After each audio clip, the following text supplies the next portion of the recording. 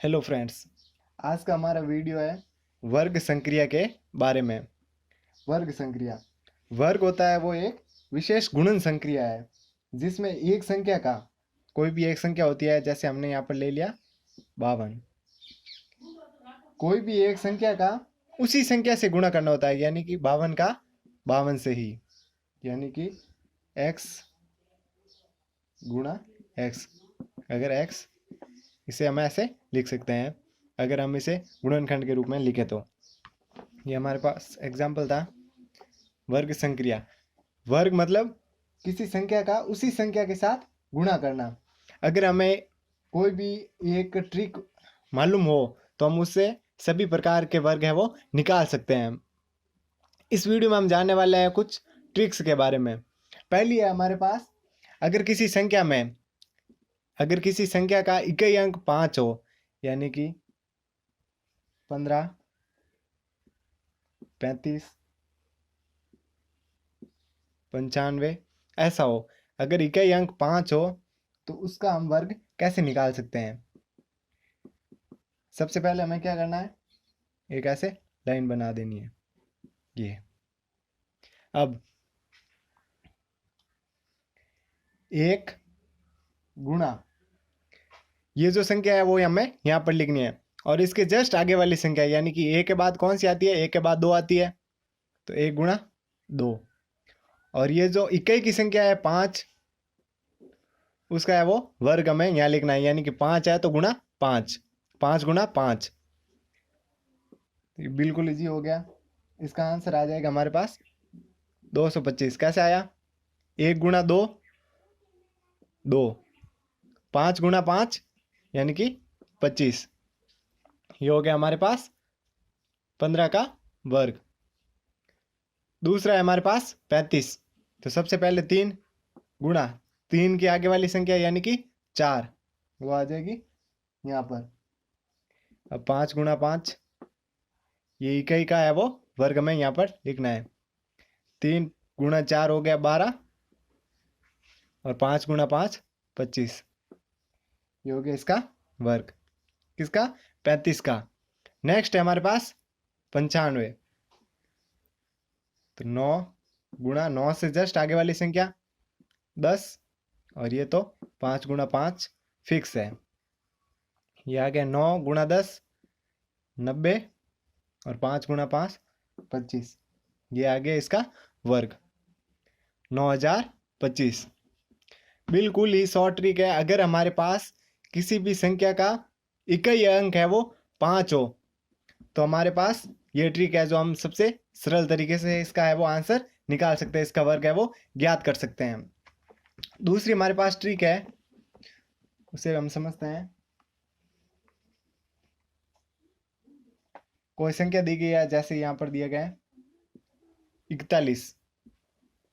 इसके लिए हमें क्या करना है, सबसे पहले 3 खंड बनाने हैं, 1 2 1 2, और ये हो गया लास्ट वाला 3। प्रथम खंड में दाई अंक का वर्ग लिखना है। प्रथम खंड, ये जो पहला खंड है इसमें दाई अंक कौन सा हो गया, 4, इसका वर्ग हो गया 16, 16 हो गया इसका वर्ग। प्रथम खंड में दाई अंक का वर्ग लिखना है। मध्य खंड में दोनों अंकों का गुणनफल, दोनों अंकों का जो गुणनफल होता है, जैसे 4 गुणा 1 4, वो हमने यहाँ पर लिख दिया। और अंतिम खंड में ये जो लास्ट वाली है इकाई संख्या, वो हमें अंतिम खंड में लिख देनी है। अब क्या करना है, मध्य खंड में जो संख्या निकलती है उसमें इसी संख्या को है वो 2 से गुणा कर देना है, या फिर इसी को है वो प्लस कर देते हैं हम। ये हो गया 4। अगर 5 आती तो 5 लिख देते, 10 आती तो यहाँ पर भी 10 लिख देते। इन दोनों का करना है हमें योग, यानी कि जोड़। उत्तर आएगा हमारे पास 8। तो ये जो आंसर आया हमारे पास 1681। 16 का 16, 4 प्लस 4 8, और 1 का 1, 1681 हो गया हमारा आंसर। इसी प्रकार हम एक और संख्या लेते हैं। पहले खंड में हमें लिखना है दाई अंक का वर्ग, दूसरे खंड में इन दोनों का गुणन जो हम गुणा करेंगे, 4 गुणा 1 4, वो हमने मध्य खंड में लिख दिया। और अंतिम खंड में इकाई अंक का वर्ग, यानी कि 1 का वर्ग होगा 1। अब लेते हैं हम एक और संख्या और इसी ट्रिक को देखते हैं। संख्या ले ली हमने 76, 74। इसका हमें वर्ग निकालना है। इसके लिए हम क्या करेंगे, सबसे पहले 3 खंड बनाएंगे। हम ऐसे भी लिख सकते हैं डायरेक्ट, और इसको आसानी से समझने के लिए हम 3 कॉलम भी बना सकते हैं। पहले में दाई अंक का वर्ग यानी कि 7 का वर्ग 49 यानी कि 49। मध्य में दोनों का गुणन, गुणा होता है जैसे 7 गुणा 4 728, इसमें हम लिख देंगे 28। और लास्ट वाले में जो अंतिम कॉलम है उसमें हम लिख देंगे इकाई अंक का वर्ग यानी कि 4 का वर्ग 400 का 16 यहाँ पर आ गए। अब हमें क्या करना है, मध्य खंड में जो संख्या आई उसको हमें प्लस कर देना है एक बार और, यानी कि 28 प्लस 28, 49 का 49। यहाँ पर हम ऐसे बंद कर देते हैं। 28 प्लस 28 28 प्लस 28 हो गया हमारे पास 56 56। 16 का 16।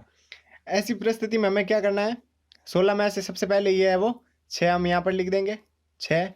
अब बस गया एक को हमने दे दिया 56 के साथ, तो ये हो गया 57। 57 का आ जाएगा 7, फिर से बच गया 5।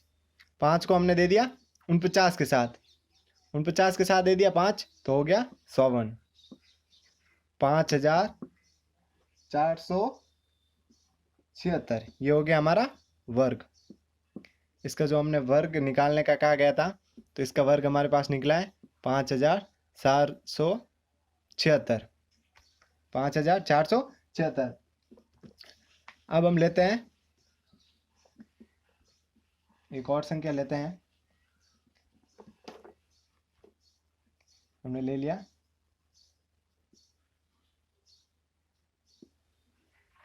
51 का वर्ग। सबसे पहले हमने इसको हम जल्दी से करके देखते हैं। 5 का वर्ग हो गया 25, दोनों का गुणा 5, और 1 का वर्ग हो गया 1। अब हमें इसमें 5 और मिला देने हैं। यह आ गया 25, यह आ गया 10, यह आ गया 1। सबसे पहले हमें लिखना है 1, 10 का 0, 1 इसे दे दिया, हो गया 26। ये हो गया इसका वर्ग। जल्दी से निकालने के लिए हम ये तरीका अपनाएंगे। अब हमें कॉलम बनाने की ज़रूरत नहीं है। एक और क्वेश्चन करते हैं इसका, और समझते हैं इसको आसानी से।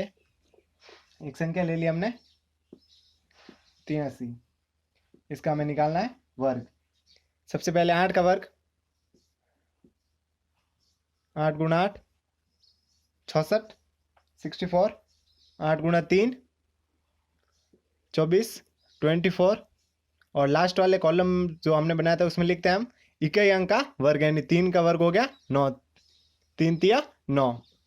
इसमें प्लस 24 कर देंगे मध्य वाली संख्या में। अब जो हमारे पास आंसर आएगा वो होगा 64, ये हो गया 48, और ये हो गया 9। अब इसमें से लेना है हमें 9। ये 2 अंकों की संख्या है, तो इसमें से 8 ले लेंगे और 4 है वो इसमें दे देंगे, तो ये हो गया 68। 66 प्लस 4 68, ये हो गया हमारा आंसर। बिल्कुल ही सरल तरीका है। एक ट्रिक और देखते हैं हम, जिसे बोलते हैं आधार उपाधार। इस ट्रिक को बोलते हैं आधार उपाधार विधि। ये भी बिल्कुल ही इजी है ये भी। इसमें हमें क्या करना है, कोई भी संख्या दी गई है, जैसे कि दिया गया है, एक संख्या लेते हैं हम कोई भी, जैसे ले लिया हमने 17 का वर्ग। इसमें ज़्यादा कुछ नहीं करना है हमें। सबसे पहले देखना है इसमें आधार क्या है।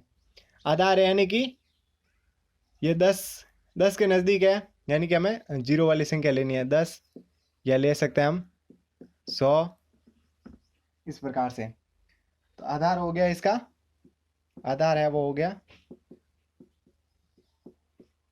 आधार हो गया हमारे पास 10। 17 किसके नज़दीक है? 10 के नज़दीक है, तो 10 लिख दिया हमने आधार। और लिखना है हमें विचलन। विचलन कितना हो गया? 17 में से 10 गए, 7 का है वो हमारे पास विचलन है। अब क्या करना है हमें? ये 17 को हमने लिख दिया 17, और इसके साथ विचलन जो है उसको प्लस कर देना, और लास्ट में इकाई अंक का वर्ग, ये हो गया 24, और ये हो गया 49, 49। 7 का वर्ग हो गया 49, और 17 प्लस 7 हो गया 24। अब वही 49 का हमने ले लिया 9, और ये 4 है वो हमने दे दिए 24 के साथ, यानी कि हो गया हमारे पास 28। ये हो गया इसका 17 का वर्ग।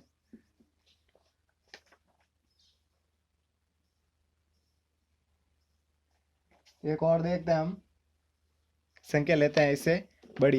ये हमारे पास छोटी संख्या थी, अगर इससे बड़ी हो, यानी कि जैसे हमने ले लिया 225 का वर्ग,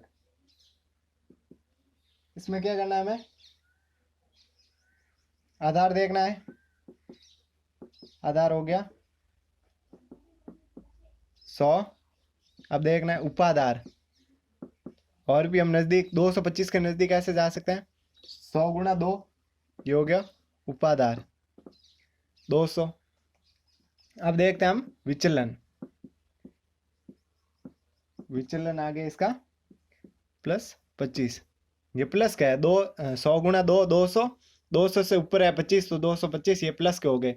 अगर 175 होते तो हम ये यहाँ पर है वो -25 लिख देते, और आधार और उपाधार यही रखते।